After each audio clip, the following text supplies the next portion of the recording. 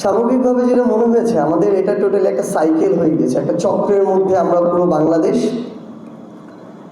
এই চক্রটা ভাঙার একটা উপযুক্ত সময় ছিল অভ্যুত্থান পরবর্তী সময়। এখনো এই চক্রটা সেভাবে ভাঙা হয়নি বললেও চলে। আর এখানে আসলে কিছু মানুষ পরিবর্তন হয়েছে এই চক্রে, কিন্তু একটা ব্যাকডোর নেগোসিয়েশনের মধ্য দিয়ে এই চক্রটা কন্টিনিউ হচ্ছে। এখানে বড় বড় কিছু বিজনেসম্যান আছেন, তাদের সাথে যেই রাজনৈতিক দলই আসুক না কেন, সেই রাজনৈতিক দলের একটা সুন্দর নেগোসিয়েশন হয়ে যায়। এরপরে সেই বিজনেসম্যানরা ধীরে ধীরে বিজনেস মাফিয়া হয়ে ওঠে। তাদের কিছু মিডিয়া হাউস থাকে, তারা ধীরে ধীরে মিডিয়া মাফিয়া হয়ে ওঠে। এরপরে তাদের কিছু ব্যাংক হয়, ধীরে ধীরে তারা ব্যাংক মাফিয়া হয়ে ওঠে। অল্প কিছু মানুষের কম্বিনেশনে একটা মাফিয়াদের এম্পায়ার হয়, যেই এম্পায়ারে আমাদের যারা যোদ্ধা এমএসএমইর সাথে সম্পৃক্ত, তাদের প্রবেশ করার যে দরজাটা, সেই দরজাটাই আসলে বন্ধ করে রাখা হয়। তো আমার ভাইয়ের একটা আইডিয়া ভালো লেগেছে যে আমরা এই যে অল্প কিছু মানুষ, তারা পলিটিক্যালি নেগোসিয়েশনের মাধ্যমে এই বিষয়গুলো কুক্ষিগত করে রাখে। এই কালচারটা থেকে আমাদের বের হয়ে আসার জন্য আমাদের একটা চক্রের বিরুদ্ধে ফাইট করতে হবে। বিগত 16 বছর ধরে কিংবা এরও পূর্বে থেকে বাংলাদেশের যে রাজনৈতিক দলগুলো, তারা ধীরে ধীরে এমন একটা কালচার নিজেরা এস্টাবলিশ করেছে এবং জনগণ এটাতে সঙ্গ দিয়েছে। জনগণকে আবার একদম আলাদা করে ফেলা যাবে না, সবাই সাধু ন, জনগণ ওই কালচারটাকে সঙ্গ দিয়েছে। আজকে যে কোনো একটা আসনে আমরা দেখেছি আওয়ামী লীগের সময়ে তাদের একজন সংসদ সদস্য নির্বাচিত হতে 100 কোটি টাকা খরচ করেছে। তো এই 100 কোটি টাকা একজন এমপির পক্ষ থেকে বৈধভাবে আজীবন উপার্জন করা সম্ভব নয়। আবার আমরা আমাদের জায়গা থেকে দেখেছি জনগণও তাদেরকে অর্থের বিনিময়ে বিভিন্নভাবে প্রভাবিত করে ভোটকে প্রভাবিত করা হয়েছে নির্বাচনগুলোতে। সো জনগণও ভোটের সময় অর্থের দ্বারা প্রভাবিত হয়েছে। তাহলে আলটিমেটলি এখানে যে বিষয়টা দাঁড়িয়েছে, এই অর্থ দ্বারা জনগণকে প্রভাবিত করা যায়। রাজনীতিবিদদের অর্থ প্রয়োজন, এস্টাবলিশমেন্টের সাথে ফাইট করার জন্য অর্থ প্রয়োজন, এবং এই অর্থের জন্য তারা আবার বিজনেসম্যানদের সাথে বিভিন্ন অনৈতিক ইলিগাল নেগোসিয়েশনের মধ্যে হাত মিলিয়েছে।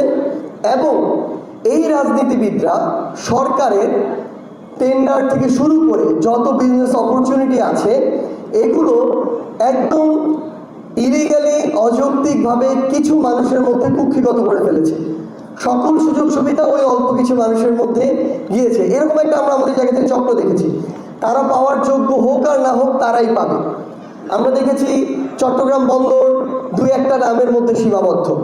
আমরা দেখেছি ঢাকার যে বিজনেস হাব, কিংবা আপনি যদি দেখেন ব্যাংক যেগুলো রয়েছে, আপনি যদি দেখেন মিডিয়া যেগুলো রয়েছে, অল্প কিছু মানুষের হাতে এগুলো কুক্ষিগত।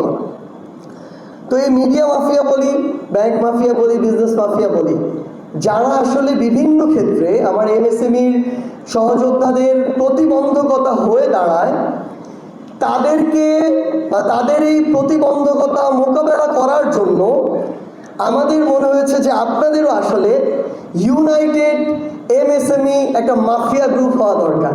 এটা নেগেটিভ অর্থে না, এটা একদম পজিটিভ অর্থে, যে তারা ডিরেক্টলি ও ইনডিরেক্টলি কিন্তু আপনাদের উপর নির্ভরশীল। সেটা আপনারা যে ছোট ছোট বিষয়গুলো দিয়ে তাদেরকে সাপোর্ট করেন, তারা কি করে আলটিমেটলি আমরা যেটা দেখলাম যে বড় বড় মানে যেরকম টেন্ডার থেকে শুরু করে এভরিথিং যে বিষয়গুলো আছে বিজনেসের সাথে সম্পৃক্ত, তারা এগুলোর শুধু মানে একটা বড় উঁচু চেয়ারে বসে ছড়ি ঘুরায়। মাঠ পর্যায়ে বা ছোট ছোট পার্টে কাজ কিন্তু আমার এমএসএমই যারা রয়েছেন তারাই করেন। সো তারা যদি তাদের জায়গা থেকে একটা ইউনাইটেড ফর্মে আসতে পারেন, যে একটা নির্দিষ্ট রেসপেক্টফুল একটা নেগোসিয়েশন অ্যান্ড বিজনেস পর্যন্ত আপনাদের মধ্যে এই সমন্বয়টা থাকবে, কিন্তু যখন আপনাদের উপর একটা চাপিয়ে দেওয়া হবে, শোষক রূপে আবির্ভূত হবে, তখন আপনি যেন তাদেরকে ত্যাগ করে আপনারা একসাথে ইউনাইটেড হয়ে একদিকে দাঁড়িয়ে যেতে পারেন, এবং যখন আপনারা দাঁড়িয়ে যাবেন, যে কোনো শোষক যত বড় মাফিয়াই হোক না কেন, তাদের যে পতন শেখ হাসিনার মতোই আবশ্যক, সেটা কিন্তু ইতিমধ্যে প্রমাণিত হয়েছে। সো আপনাদের কাছে আপনাদের এই যে বিষয়গুলো, আমাদের মনে হয়েছে এই প্রত্যেকটা বিষয়, আমার ছোট্ট অভিজ্ঞতা থেকে, এগুলো বাংলাদেশের যে রাষ্ট্র কাঠামো, রাজনীতি, পলিসি, ব্যুরোক্রেসি থেকে শুরু করে এই কাঠামোগুলোর সাথে একটা ফুড চেইন বা ফুড ওয়েবের মতো একটা চক্রে আবদ্ধ।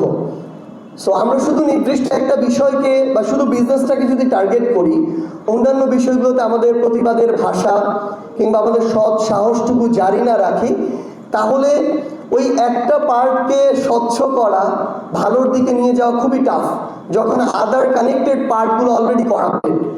সো আমাদের এই ভয়েসটা যেন আমাদের এই জায়গা থেকে শুরু করে বাংলাদেশের প্রত্যেকটি নীতি নির্ধারণের গুরুত্বপূর্ণ জায়গায় ছড়িয়ে পড়ে। যতদিন যে কেউ, পার্টি হোক, ব্যক্তি হোক, প্রতিষ্ঠান হোক, প্ল্যাটফর্ম হোক, সামগ্রিকভাবে দেশ এবং মানুষের কল্যাণের জন্য কাজ করবে, ততদিন আমাদের সমর্থন, আমাদের লড়াই তাদের পক্ষে থাকবে। আর যদি কেউ এই নীতি, নৈতিকতা, আদর্শ থেকে বিচ্যুত হয়, তাহলে তাদের সাথে আমরা আর আমাদের কোনো সঙ্গ দেওয়ার প্রয়োজন বোধ করব না।